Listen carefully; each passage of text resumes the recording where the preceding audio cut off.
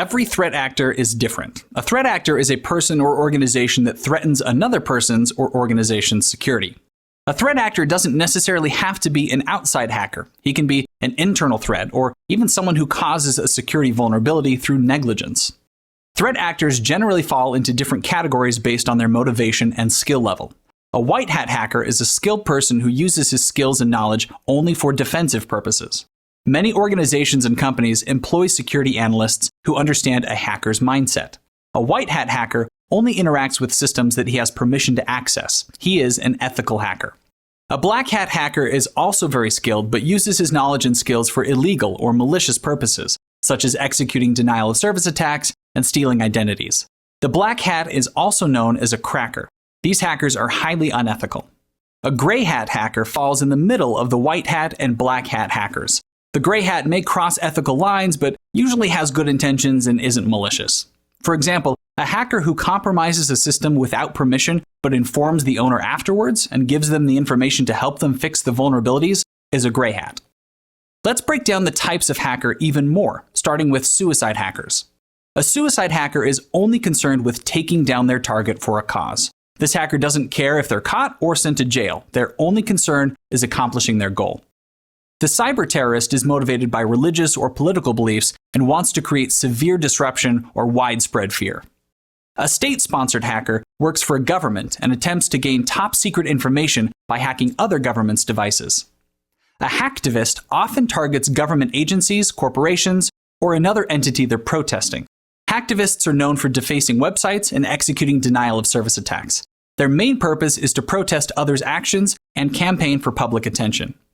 A script kiddie is extremely unskilled and uses tools and scripts developed by real hackers. All types of hackers look down on script kiddies. Using tools and scripts other people developed isn't bad. In fact, it will make your life a lot easier. But a script kiddie has absolutely no desire to learn and understand what these tools are doing, and that's the biggest difference between a script kiddie and a hacker. A hacker wants to learn and understand how things work. A script kiddie just wants to press a button and call himself an elite hacker. As you can see, white hat hackers are up against a lot. Cyber attacks have escalated in recent years as hackers have improved their software tools, allowing script kiddies to execute basic attacks. The ethical hackers that make their living hacking don't rely on these tools. They make sure that they understand the systems and know what the programs and tools are doing so they can stay one step ahead of these unskilled attackers. A professional ethical hacker needs strong technical and non-technical skills. First of all, an ethical hacker must be a computer expert. You'll need an in-depth knowledge of operating systems and networking concepts. You'll also need non-technical skills, including the ability to learn, a strong work ethic, and an awareness of local standards and laws. You'll especially need all these skills as unethical hackers attempt more and more destructive attacks. APT attacks, or Advanced Persistent Threat attacks, are a good example of a sophisticated attack that's difficult to defend yourself from.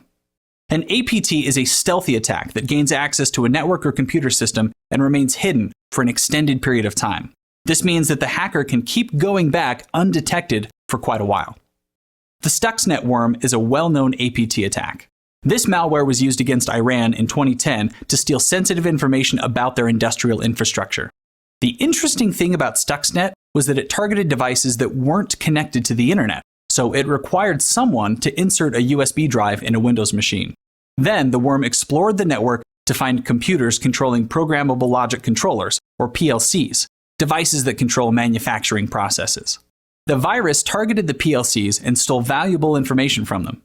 Generally, APTs are attributed to nation-states or large organizations targeting each other, but hackers that aren't associated with nation-states or large organizations have carried out successful APT attacks.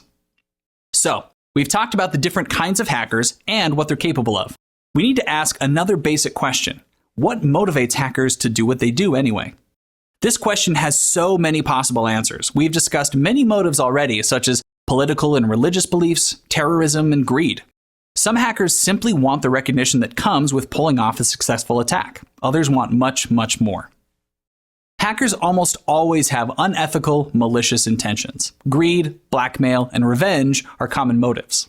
If a black hat can hack into a company's network and steal its customer data, the black hat can sell that data on the dark web to make money.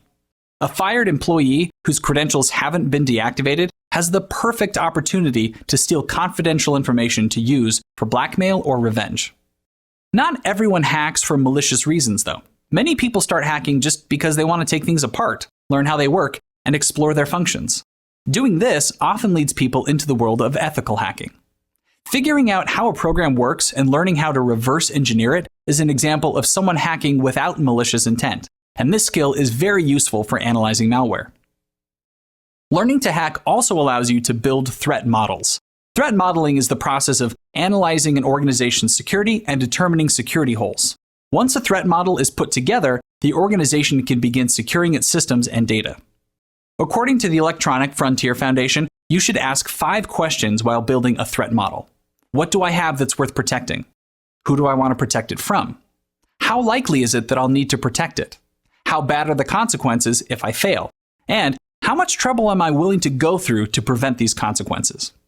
Once these questions have been answered, the organization can work with the ethical hacker to emulate specific threats. The ethical hacker will determine the best way to run the test, such as determining if a white box, gray box, or black box test will be most effective. And that's it for this video. In this lesson, we talked about different types of hackers, their motivations, and the skill sets they need. We also discussed advanced persistent threats and threat modeling.